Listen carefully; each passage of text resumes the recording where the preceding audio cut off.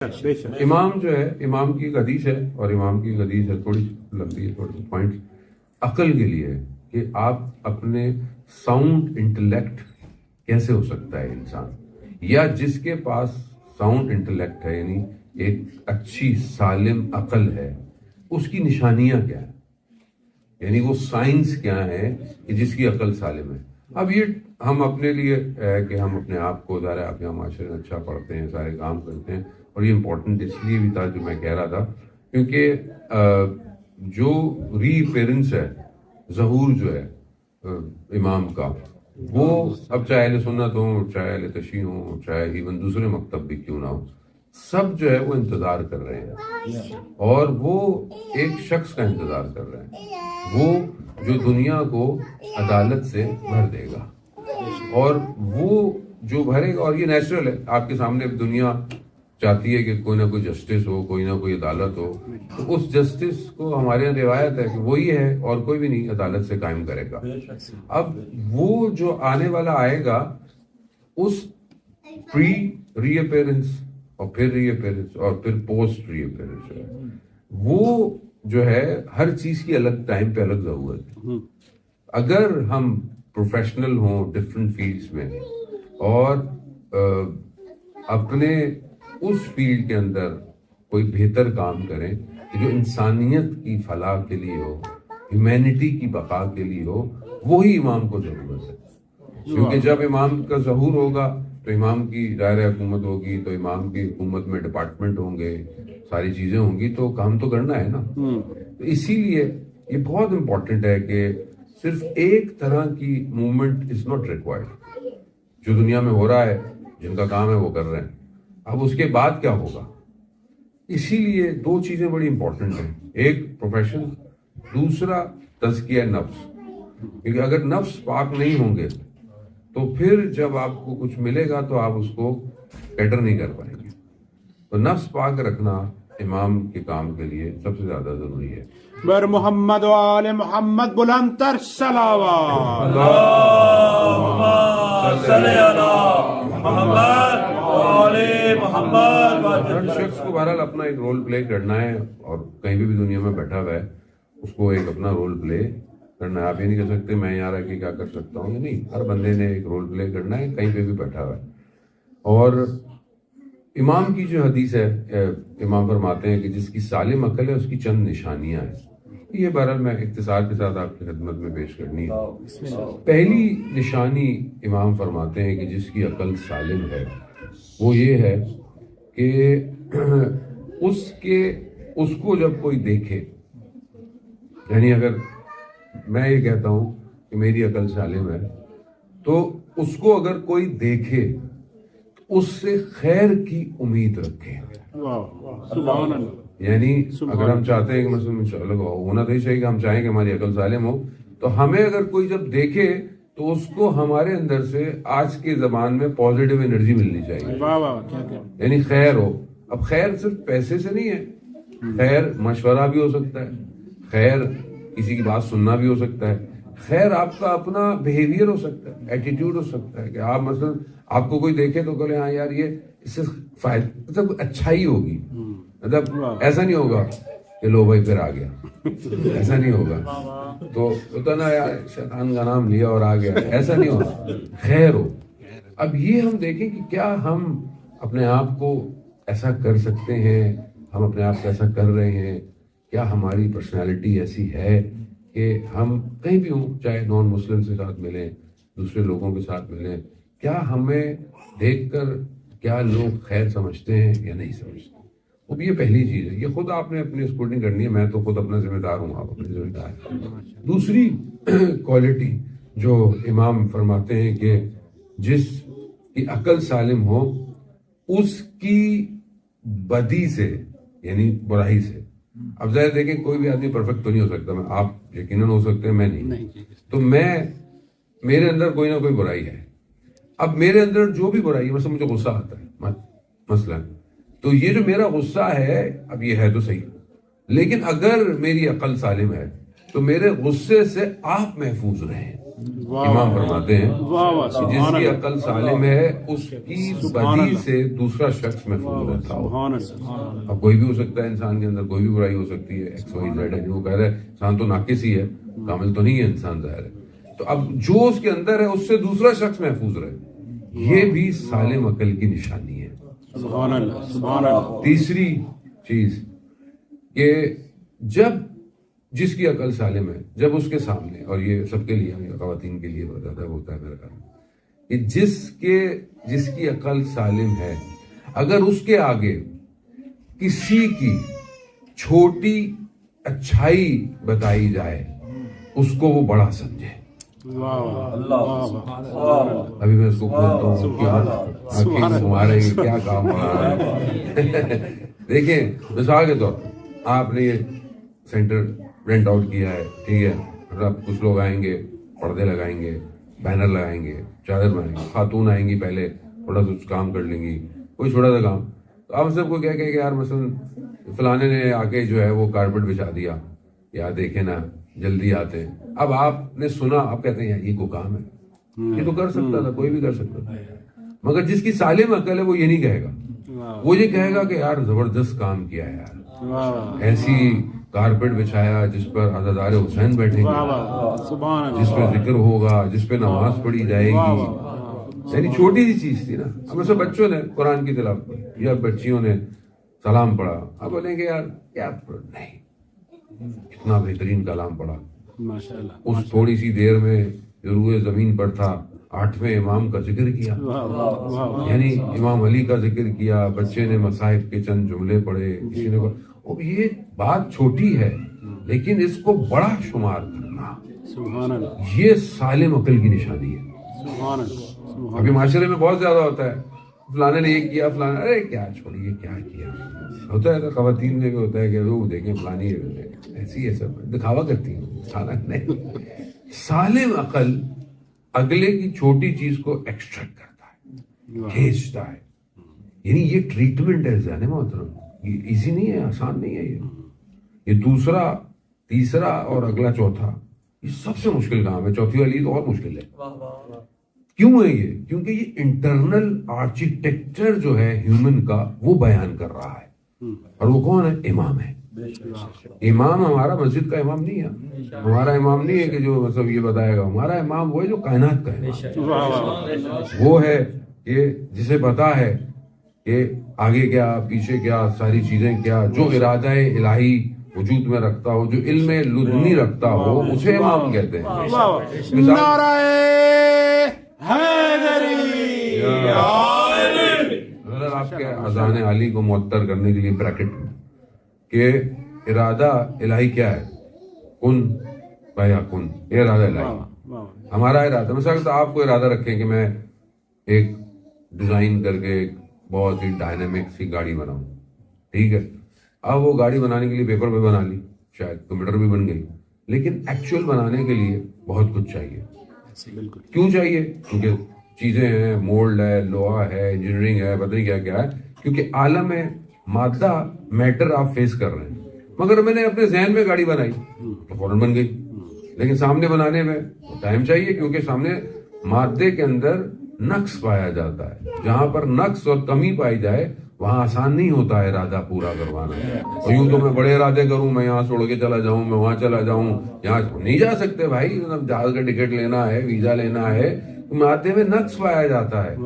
Brain, ارادہ خوب یہ حضور ذہن ہے, یہ تو ڈیزائن کر سکتا ہے, کچھ بھی بنا لو اس کے اندر. تو دونوں میں ڈفرنس ہے. لیکن خدا کے یہاں ایسا نہیں ہے. خدا کے یہاں عالم مادہ نقص نہیں ہو, وہاں کن فیکن ہے, ہو جا. اور ایسا ہوا کہ آپ دیکھیں کہ جو زیبرا ہے نا, زیبرا, میں تو افریقہ بہت جاتا ہوں, زیبرا ہزاروں کی تعداد میں نے دیکھا ہے زیبرا کو. اس کے جو اوپر پیٹرن ہے نا باڈی پہ, ہر زیبرے کا پیٹرن دوسرے سے الگ ہے.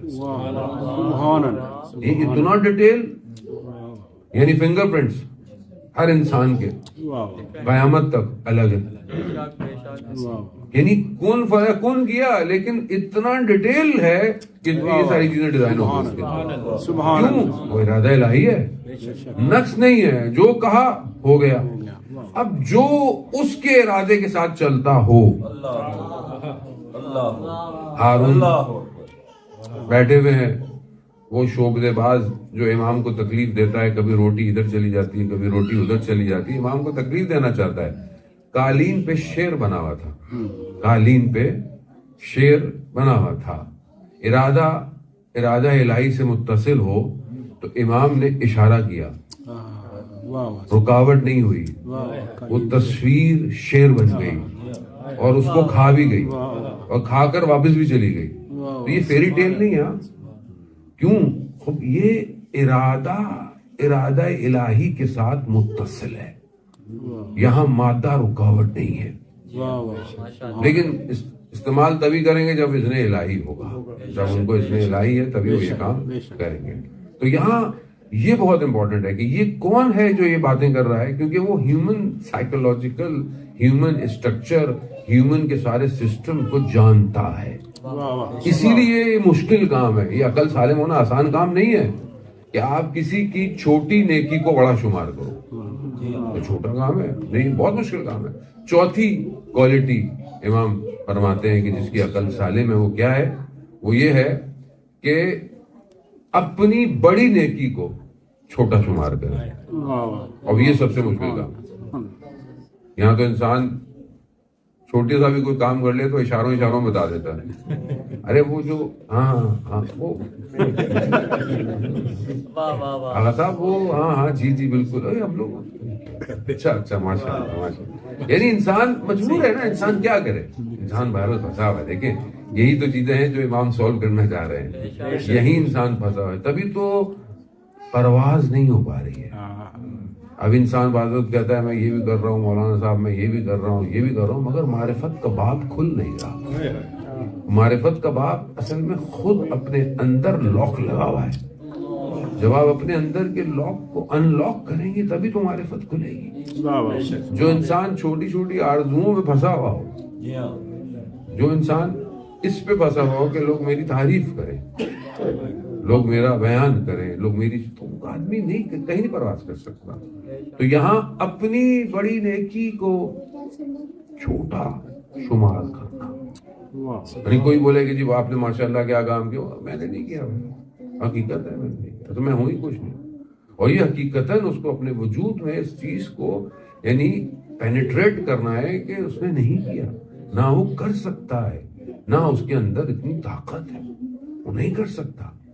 جو بھی ہے سب اسی کا ہے, وہی ہے جو پورے کائنات کو روٹیٹ کر رہا ہے, وہی ہے جو لوگوں کو ہدایت دے رہا ہے, اسی کا کام ہے. انسان نہیں کر سکتا. خدا قرآن میں کہہ رہا ہے اے رسول آپ پیغام پہنچا دیں, ہدایت دینا ہمارا کام. خدا ہے ہدایت دینے والا. اب یہ انسان اپنی بڑی نیکی کو چھوٹا شمار کرے, یہ مشکل کام ہے.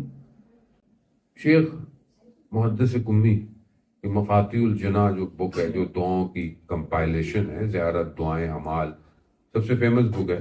اور پوری دنیا میں آپ دیکھیں ہر زبان میں ٹرانسلیٹ ہوئی ہوئی ہے, پڑھی ہوئی ہے. اب تو خیر موبائل میں اپلیکیشن جتنی بھی ہیں سب اسی سے ہیں.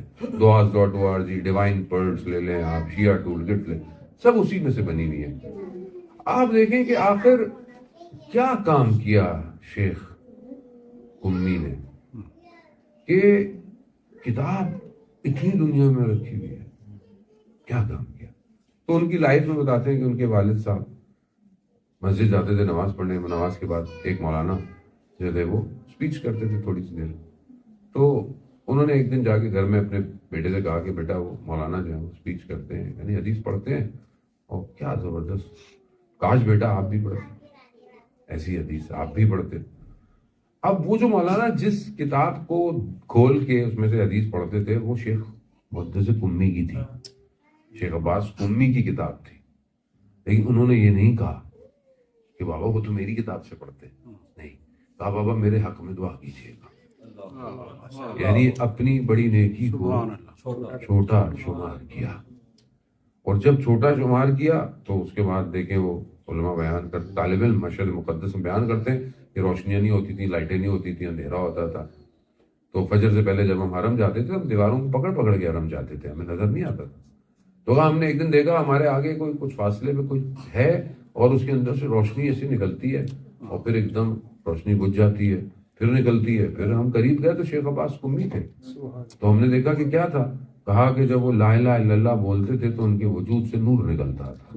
سبحان اللہ سبحان اللہ. یعنی جب انسان اپنے اوپر محنت اور سارا کام کرے تو پھر معاملہ اس کا تبدیل ہو جاتا ہے.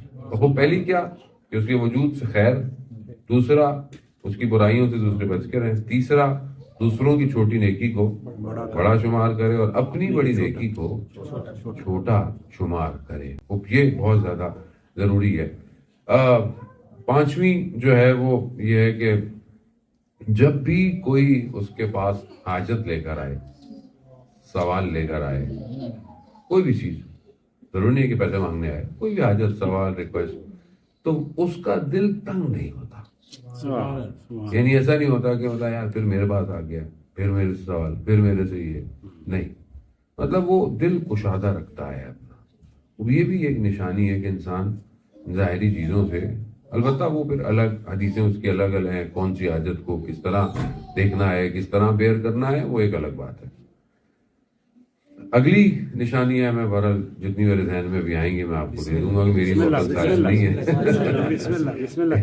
اطلاع کی توفیق آتے خیر میں اضافے کے لیے بلند تر صلوات. اللہم صلی علی محمد و آل محمد وعجل فرجہ. سالم عقل کی ایک اور نشانی یہ ہے کہ وہ علم حاصل کرنے سے تھکتا نہیں ہے. یہ ہم فرماتے ہیں، یعنی کوئی چیز آگے پڑھنا چاہے، نالج گین کرنا چاہے، چیزوں کو حاصل، وہ تھکتا نہیں ہے. تو انشاءاللہ یہ تو سب آپ سب کے اندر ماشاءاللہ پائی جاتی ہے یہ نشانی. تو ویسے باقی بھی نشانیاں پائی جاتی ہیں انشاءاللہ. اور ایک اور نشانی جو ہے وہ یہ ہے، یہ ایک ہی حدیث ہے، تھوڑی سی لمبی ہے، پر جتنا میں آپ کی خدمت میں پیش کر سکا. اللہ کے دشمن کے سامنے عزت کے بجائے اس کی راہ میں ذلت کو پسند کرتا ہے. یعنی خدا کا جو دشمن ہے کہ اس کے قریب یا اس کے قریب جا کر اپنے آپ کو عزت سمجھے یا کچھ ہو، نہ، ذلت کو دشمن کے آگے عزت سے زیادہ پسند کرتا ہے.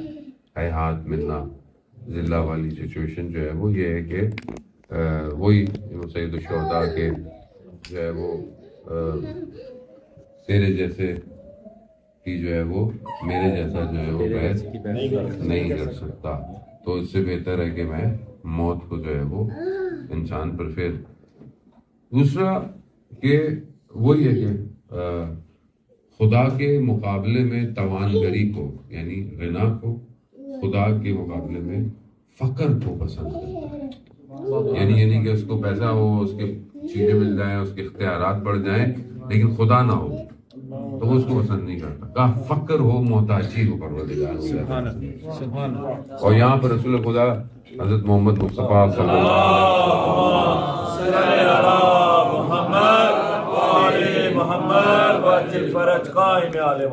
رسول خدا کی حدیث ہے کہ فقری فخری، یہ جو پروردگار میری محتاجی ہے تیری بارگاہ میں، یہ میرا افتخار ہے، یہ میرا فخر. کیونکہ ظاہر ہے وہی غنی ہے، وہی غنی ہے. قرآن میں پروردگار کہہ رہا ہے انتم الفقراء الی اللہ، تم سب خدا کے محتاج ہو.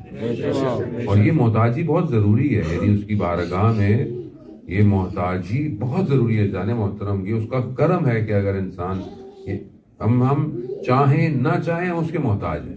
بے شک لیکن بعض اوقات انسان دنیا میں اتنا اٹیچ ہو جاتا ہے، اس کو بھول جاتا ہے، اس کو ظاہر اس کو پتہ نہیں چلتا کہ انسان کتنا زیادہ ہے، غفلت میں آ جاتا ہے. لیکن یہ محتاج ہونا کہ پروردگار یہ سب میں بول رہا ہوں، میں دیکھ رہا ہوں، میں سن رہا ہوں، میں یہ سب کر رہا ہوں، یہ سب کا میں تیری بارگاہ میں محتاج ہوں پروردگار.